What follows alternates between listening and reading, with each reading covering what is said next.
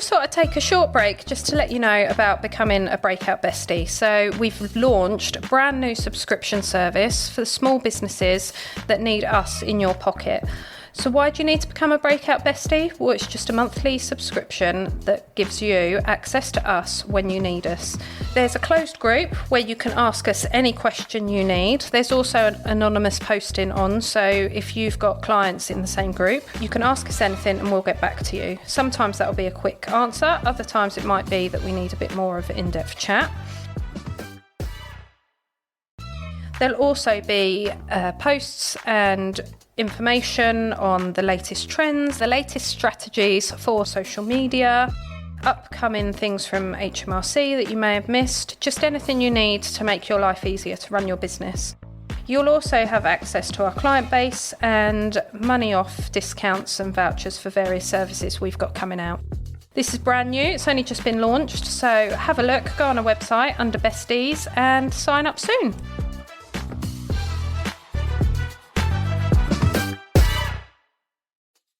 I'd be sat in my room like reading books on adventures, so I always knew that I wanted to escape. Yeah. So, and do something active and to just get away. Yeah. So I kind of knew I was going to do something like that. I just didn't know how. A lot of people, for want of a better phrase, uses their upbringing as an excuse. Oh, yeah. I'm like this because of this, and I'm like that because of that. Yeah. Yeah. You can use that as negative, or you can really turn it around. I mean, you can use it as fuel to really make something of yourself, or you can just sit there and moan about how bad life is. It was always a path I was going to follow, just wasn't quite sure how to get there. Hi and welcome to Business Rainbows and Unicorns, where there's no such thing as failure if you don't try. This podcast is specifically for business owners or wannabe business owners. Say you've got a side hustle or you've got a passion for something and you think it'd be absolutely amazing, or you see people that do amazing things with their passions and what they enjoy doing. Well, you can do that. So please subscribe and we hope you enjoy listening to this episode. Hi and welcome to Breakout Business Rainbows and Unicorns, where there's no such thing as failure if you don't try. Today, we are on location at a very special gym.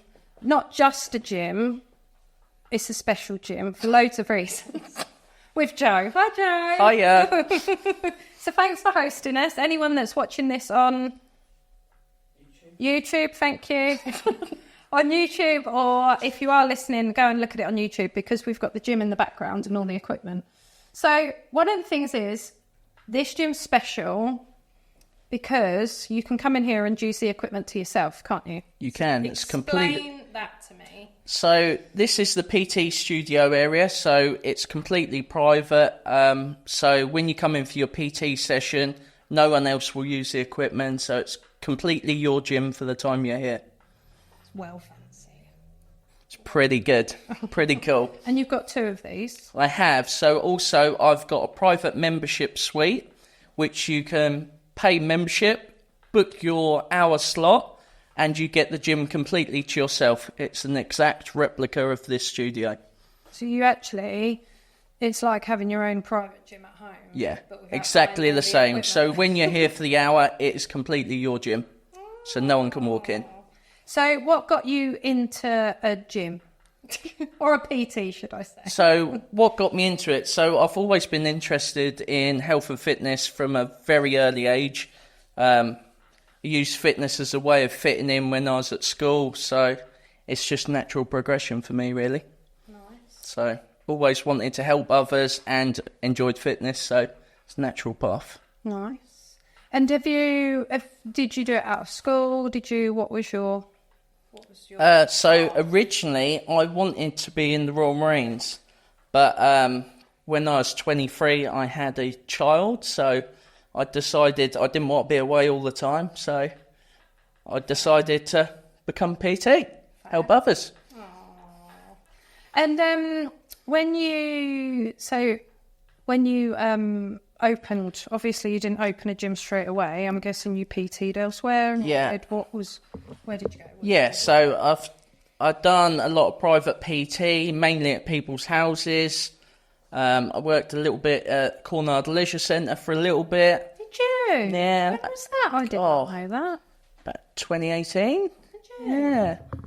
So, yeah. Yeah. So I originally worked at Delphi. Yeah.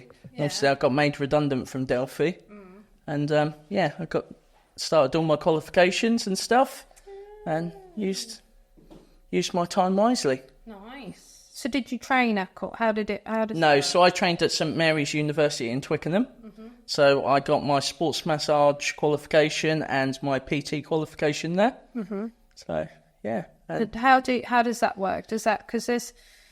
It's funny because you kind of get a lot of different PTs, don't you? Some people join like gyms. Yeah. What do you call the big gyms? Like Abbey Croft sort of gym. Yeah. Some people join there and they get their qualification through that. So apprenticeship. Yeah. So I just done it off my own back, really. Okay. So I decided to go down London, train there. Is that on site then? Yeah. You can do online ones. Yeah. Yeah. So that was completely on site. Yeah. You can do hybrid ones that are partly online and in person. So what made you choose down there? It's got a good reputation. St Mary's Twickenham's a really good sports university. There's a few in the country like Loughborough and St Mary's and Brunel University. So I wanted to go down there. Yeah, I wanted to work with some good people. So, yeah. Who'd you work with? What were they like? Yeah, really good. So I met Adam Clark. So he just won Manchester Marathon. Nice. So he was on my course. So that's make sure he listens because we've name checked him. Yeah, we name checked him. So I worked with him a bit. Obviously, I didn't go running with him. Oh, did you? No. Oh, you could have said I trained him when I started his career in running. Yeah, running behind him. Yeah. But it's just good experience getting out and doing in-person courses and stuff rather than just online. And you've built on that since, haven't you? You've done stuff. Yeah, so I've got exercise referral, pre and postnatal, kettlebell instructor. I'm now studying for strength and conditioning level 4 as a coach. So that'll add a little new dynamic. And what makes you choose the specialty? Because obviously I know I'm not very gym and weights orientated. I've always done cardio and triathlon. So I've met like specific Ironman coaches and people like that, but what made you choose those? So exercise referral, obviously in this gym I work with a wide range of different people, so it could be people that are older or people with some health conditions, so it's about just having that skill set to really help them. So if it has a benefit to what I teach or whatever, then I'll try and learn a bit. And who do you try to attract into this gym? Have you got like an ideal client or not really? I work with a range of clients. I mean, youngest probably is 21 and then my oldest is like 70, so love that. Yeah, so can people just use the membership and the private gym, or do they have to have PT, or does it No, so you can use the private gym, you just pay a gym membership and go in there. Or you can have PT and use the gym as a mixture, or just have PT. So it's an option for all, really. Mix and match. Do it all. And you can, so on your online one, because you get nutrition and stuff as well, don't you? You help people with their... Yeah, so you get... I don't like using the word diet, because you say diet and it sounds like you're just eating cabbage, but you know what I mean? We don't use the word diets. Just a better lifestyle choice and trying to eat better and to be a bit more active, But you help clients with that, don't you? You monitor the... Yeah, so I monitor and give them nutritional advice and work it. If they want to track calories, I'll work that out for them, or just advise them, really.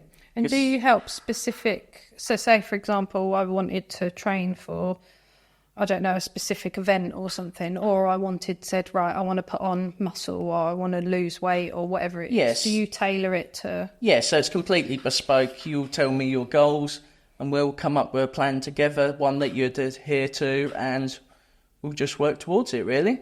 So you're just the arse kicker? Yeah, I just shout a lot. I don't shout. But yeah. You do shout? A little bit shout. Sometimes I shout. Depends how much you moan. Yeah. But no, yeah. So what got you to get in your own gym? Because obviously for people starting out, a lot of people, and especially nowadays, the goal is either people want their own cafe or a gym, it feels like, to speak to people. But a lot of people, money holds them back, or they're like they're learning or training, or what? How did you do it? Yeah, so I didn't really enjoy having a boss, if I'm honest. Same. I'm not very good at having a boss. I don't like being told what to do. But yeah, it is difficult. So you've got to come up with a fairly unique USP. But if you've got a really good idea and you can make it work with your lifestyle, sometimes you just got to take the risk, because there's never the best time. So yeah, you just got to go for it sometimes. And how long's this place been open? So it's officially been open since 2021, but I was here a year or so before, but we had COVID, so it's shut, really. Yeah. So, couldn't have anyone. So I opened it and then closed it, really. And then reopened it. And now we're open at the minute. Opened it at the beginning of March 2020. By the end of March, I was like, sorry, can't have a gym anymore. So it's been open and closed quite a lot, really. Nice. And you've added bits on, haven't you? You gradually started. Did you just start with this room? Yeah, so I basically started with the PT studio that I just done PT in, and then added the private membership suite, and then we've just built a coffee shop area. So yeah, so you can treat yourself. Just treat yourself. So you can have a little workout, grab a coffee, and off you go. Enjoy the rest of your day. Enjoy the rest of your day. Smugness that you've done a workout. Done a workout, grabbed a coffee, and get on with it. So your private membership suite's called the Nathan Hook Suite? Yes, the Nathan Hook Suite, which is named after my best friend, well, my childhood best friend. Sadly, he passed away in 2022. So it's really sad. He had an industrial accident, so he was like my best friend growing up, always together, because I had obviously a difficult childhood. So yeah, I always spent my time at his house and been friends ever since, really. So I named it after him, as he is quite important in my life. Nice. Yeah. Better be well proud. Yeah. Will he be like, that's all about me? That's all about me. Yeah, he would as well. Yeah. He's definitely like that. Unfortunately, he's a Liverpool supporter, so... Oh, that's... So can't hold that can't against have it all, him. can Can't you? have it all, yeah. So that's the only disappointment with it, but yeah. Is that why it's still black and white? You haven't done it out red? Yeah, I haven't put it in red. Although he has got a football shirt in there, so... Oh, well done. Yeah, so I thought I'd be nice. But yeah. So what happened in your childhood? Because I think most people, when you say like, oh my God, this is Joe, he owns a gym, they're like, yeah, mummy bought him that, or daddy bought him that, or he got a cash, or I think a lot of people assume that when you've got a business, you have either inherited it, or you've been given a cash injection somehow, or you've just been given the gift. And I blame social media for a lot of that. Oh, absolutely. Because you see these people flaunting what they've done, how much money they're making, and then you look into them and they've like, I think things like Made in Chelsea and that classic. Yeah, like, they're heir to something. Absolutely. So you can take a risk when you've got like that, just daddy will rescue me. Yeah, I had no safety net. So if we're going back to my childhood, I grew up on council estates around Suffolk and Norfolk. Single parent family. I never met my dad. I've realised my life was slightly different from when I was probably about 5. My mum was a heavy drinker, violent towards me, emotionally abusive. It's really difficult. My brother was a heroin addict, so really, really difficult childhood. She'd go off drinking for days and just leave me on my own from when I was like 6. And then she got cancer when I was 7, so I became her full-time carer and looked after her until I was 14. Oh, wow. So, and she passed away in 2001 when I was 14. Yeah. So then I went and lived with family friends. Yeah. So you learned to stand on your own 2 feet. Yeah. So, I didn't have it easy. My brother was in and out of prison, and, Did you have to support him as well? Or because I'm guessing... No, because... You saying you were the full-time carer. Yeah, so I was on my own with my mum, and he was homeless. I've got 2 other brothers as well, which don't really see. But, no. But so he was homeless, so he was never around, really. Yeah. And then in 2018, I got a phone call saying that he committed suicide off Dover Cliff. Oh, wow. So, yeah. So that's all over the news and stuff. Yeah. So I had to arrange all that. Oh, so you had to deal with all of that as well? Deal with all that, coroner's reports and mental health reports, which was, which touched the nerve really, because obviously when you have reports, it talks about their mental health, and he was talking a lot about our childhood. He was in care. Brings a lot back. Become a drug addict when he was 15. So, yeah. So it was a tough time. It brought back lots of bad memories, and I suffered with depression myself around that sort of time. And I think it's important to note that you've got, I think, a lot of people, for want of a better phrase, uses their upbringing as an excuse. Oh, I'm like this because of this, and I'm like that because of that. Yeah. So if you've got two brothers that you've taken wildly different paths as well, you're sat. The biggest thing is you're sat here. Yeah. So you can use that as negative, or you can really turn it around. I mean, you can use it as fuel to really make something of yourself, or you can just sit there and moan about how bad life is. Yeah. You do have a choice. It is difficult, and you should obviously reach out and talk to people and have close friends, but you do have to keep moving forwards, 100%. And is that what helped you, having then, from the age of almost 14, having a support network around you? Or? I didn't really, no. Oh, okay. Yeah. I didn't. So how did you, because I think it's very much, and I've spoke to one of your clients before and he goes, he's like, boy done good. The boy done good, I was a little bit wild in my 20s and wasn't really sure where I fitted in.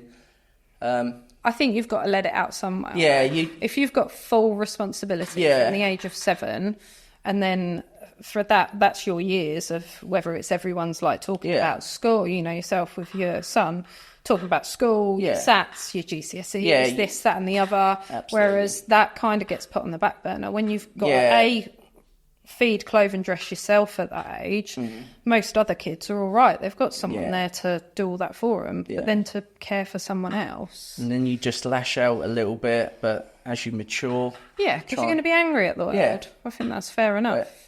You have to have a positive outlook. And how have you done that? Like, how have you got to, like, from there to here of like, well, I've got my own gym, I've got my own business, it's successful. It's, because it's quite difficult to maintain that. Yeah, it's tricky. It's kind of always built into me. Even when I was little and my mum was drinking and she'd be like passed out drunk, I'd be sat in my room like reading books on adventures. So I always knew that I wanted to escape. Yeah. So, and do something active and to just get away. Yeah. So I kind of knew I was going to do something like that. I just didn't know how.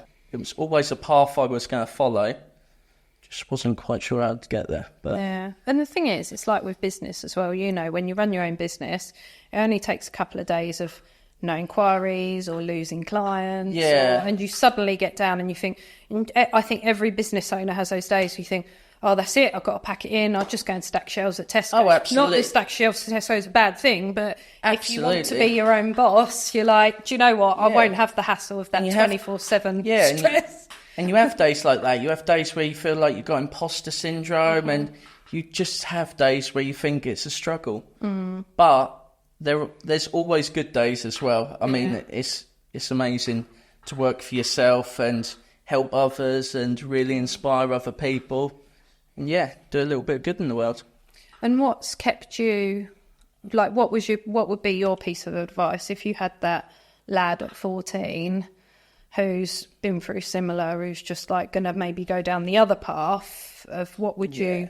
So I would say have a good support network. That's first and foremost. Don't have negative people around you, and really anyone that you can learn from, try and learn, because there's always an escape route from like a bad childhood or drug addiction.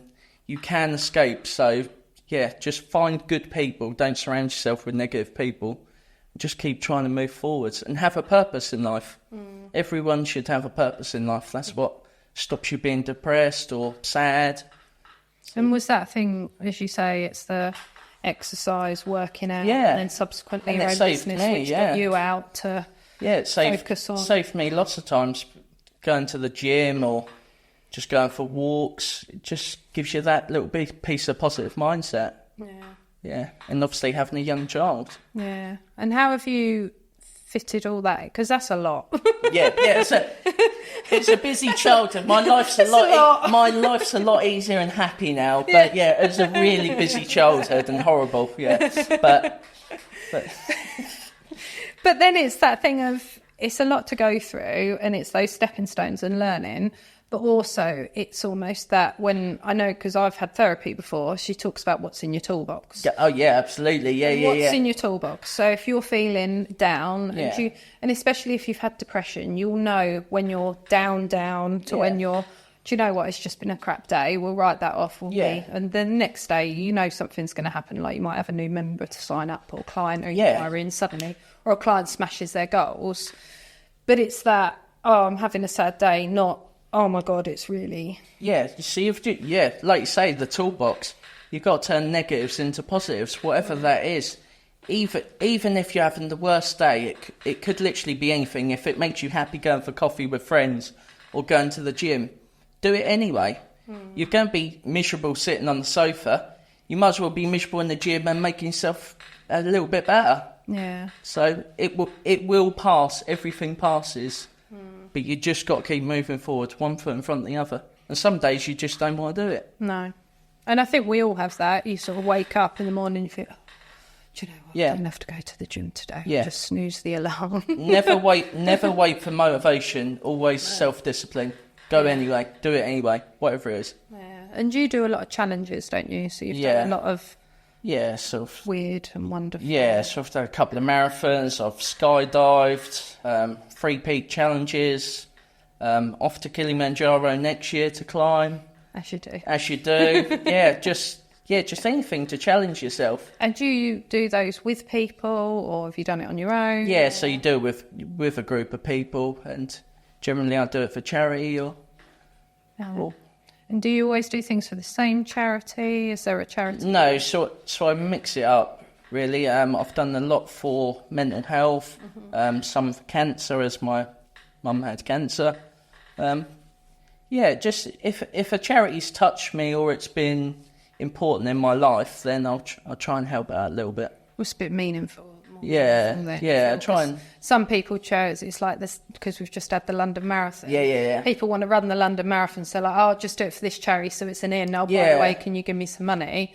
Yeah. Whereas I think if there's a backstory, and people understand that, they're a bit more, they'll donate, won't they? Yeah. So I've had a lot of help in my life. Like when I was little, I had Suffolk family carers that used to take me out on days to get away from my home life. So there's lots of good people. Macmillan paid for a holiday just before my mum passed away, so we could have a little holiday together. So there's some great charities out there, some really good ones. And do you feel that you were supported enough? It's hard because I lied a lot in my childhood to protect my mum. Because obviously she was ill, so... Yeah, I probably should have gone into care, but obviously... But you made it. I toughed it out, didn't I? Yeah, toughed it out. Well hard. Boy done good. Done all right. He done all right, yeah.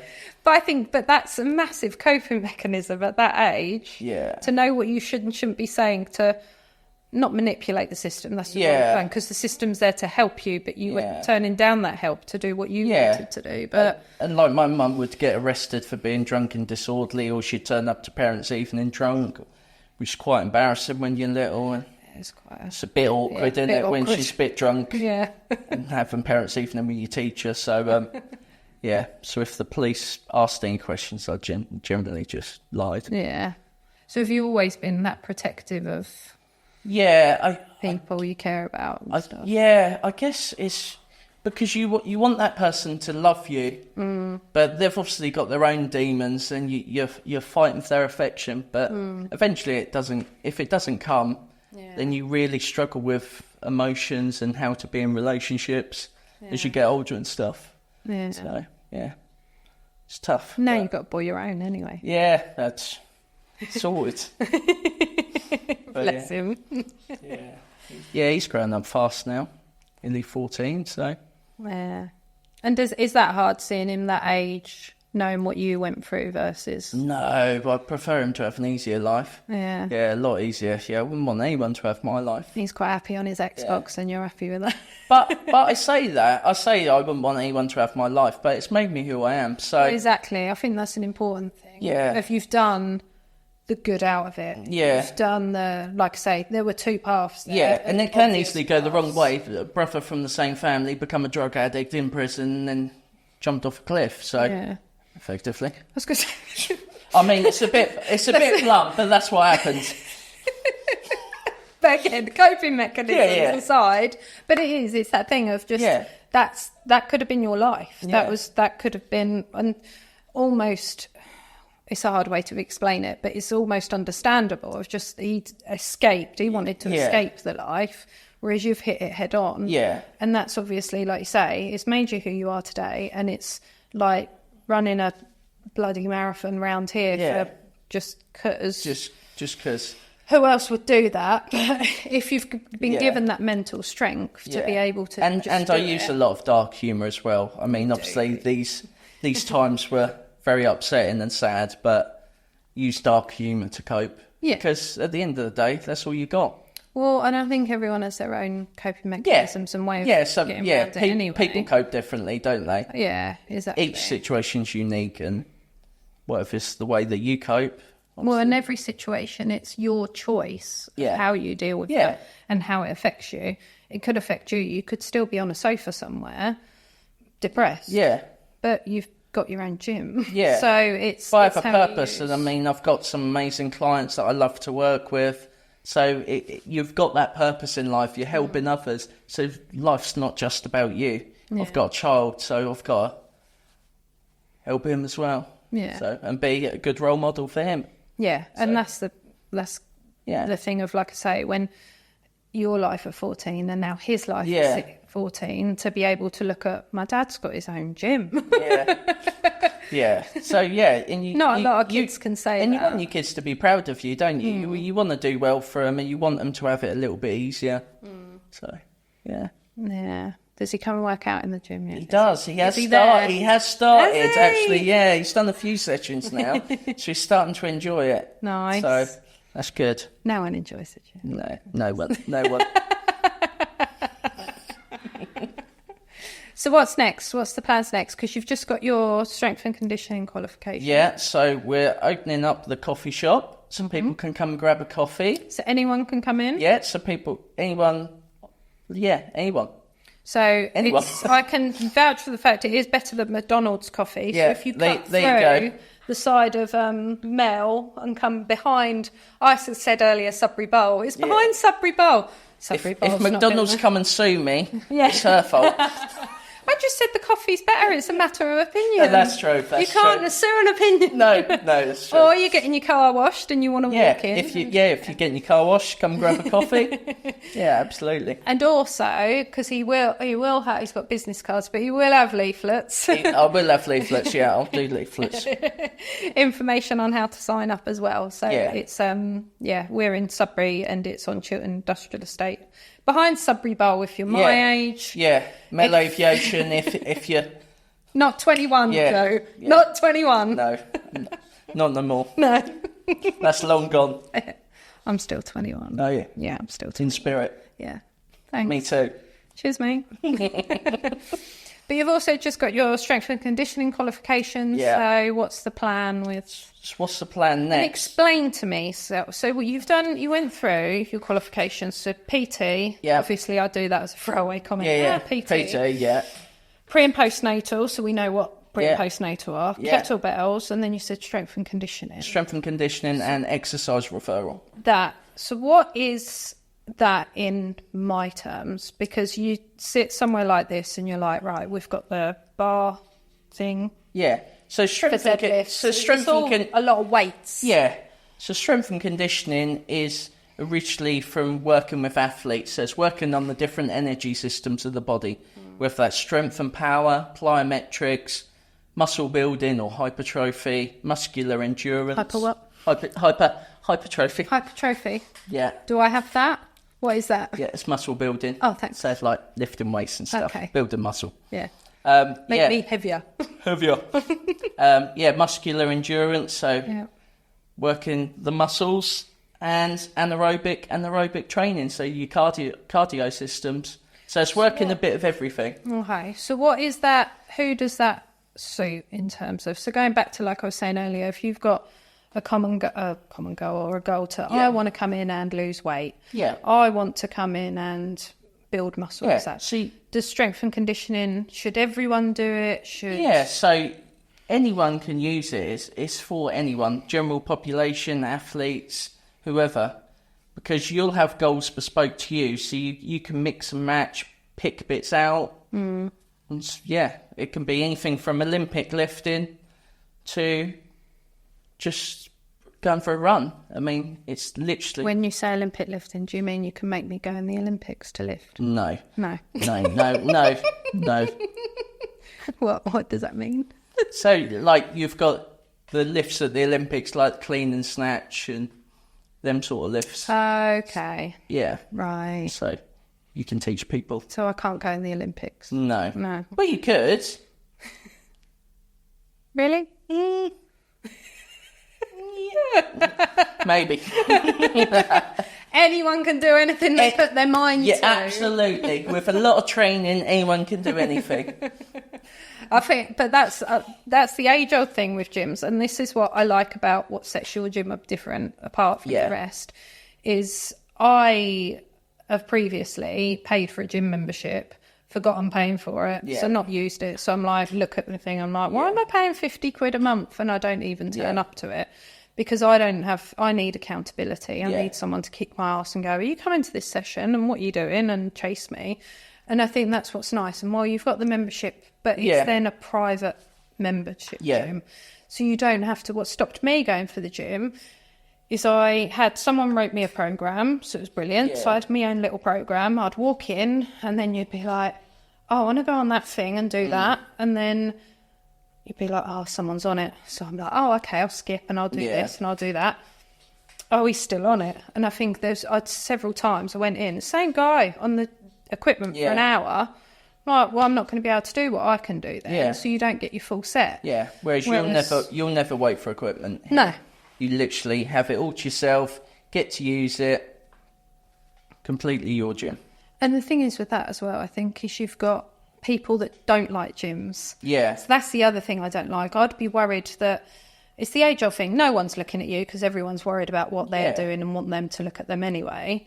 But it is that thing of like, what if I don't know how to use that equipment? What if I'm not using that right? What if my form's not great on, do you know what I mean? Yeah, they're exactly, just gonna... Yeah, some people get conscious about being in the gym, and that's another reason for it. You can literally just get on with your workout, be in your own space. You can train with a friend if you want to train with a friend, and I think that's good as well, because then at least you can spot each other. Yeah. Or you can do your bit and have a rest and no one's like, are you using that? Yeah, exactly, I'm on my rest. Yeah. So you can do that as well. Also, I know we've joked about this before, it's good for content creators as well. Yes, you can content create in there as well. So you see the TikToks now, have you seen the videos made where it's people like, people where the girls are having a go at someone, can you not give it in my shop? Yeah, can you move that way? I know. And they're like, I'm just doing me exercises. Well, that's the problem with a public gym. They're all having a go at people for walking past. Yeah. Having to redo it. So you do have that option as well. Yeah. So if you're a PT or you want to just do a few videos for your online content, you've got that option as well. So I'll start my TikTok account. Yeah, start your TikTok account and then away you go. Yeah, how to get into the Olympics. How to get in the Olympics. 21 plus 20. But yeah, so there's lots of options. It tries to cater for a wide range of people and everyone with different goals, really. I think that's a good thing as well, because you've got some quite older clients as well, which will probably feel quite intimidated going into a gym.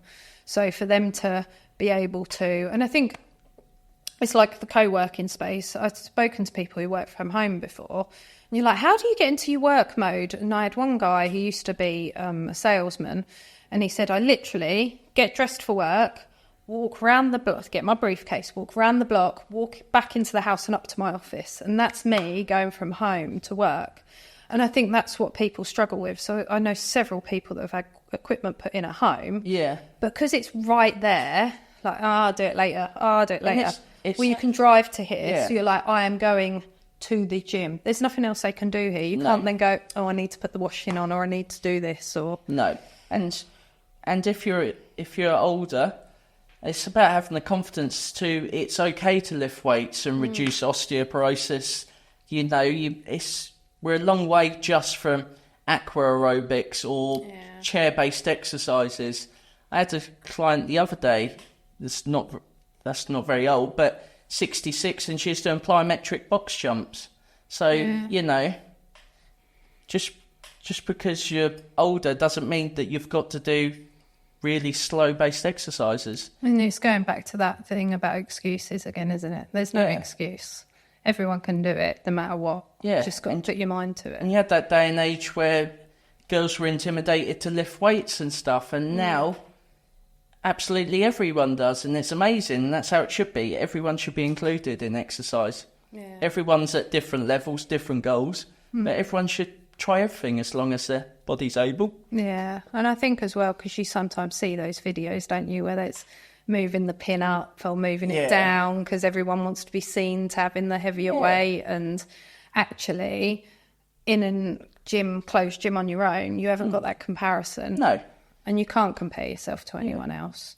Have you seen the TikTok where it's the guy, he's dressed like a cleaner or something? Yes, he's great, isn't he? Yeah, walks up to the guys and goes, all right, is it not real weights? And they're like, oh, you just lifted like 200 kilos. Yeah, he's brilliant. Yeah.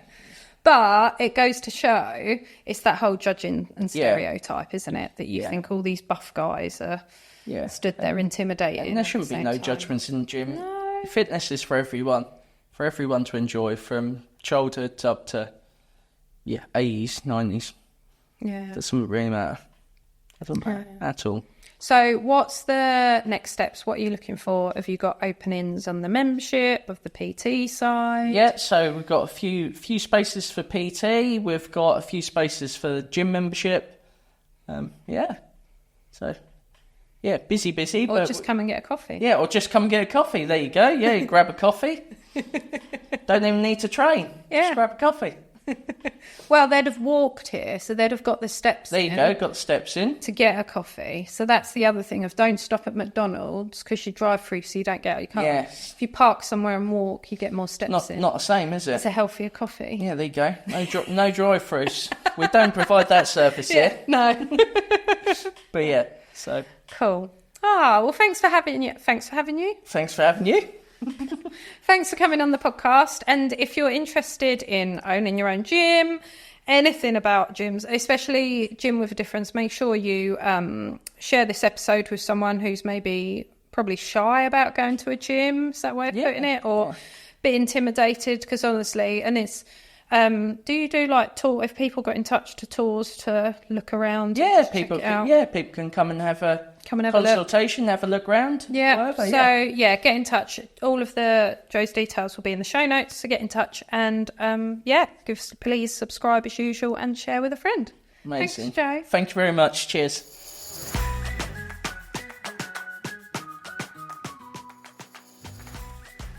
Thanks for listening to this episode. We really hope you've enjoyed it. If you have, please share with a friend who you think needs a bit of help with starting a business, or even their small business which they've already got going. Please like and subscribe to our podcast, which always helps a small business or small podcast like us. And check the show notes. We all have everything in there relating to the episode which you might need, might want to read, and links to anyone we've interviewed and certain subjects we've spoken about. And thanks for listening.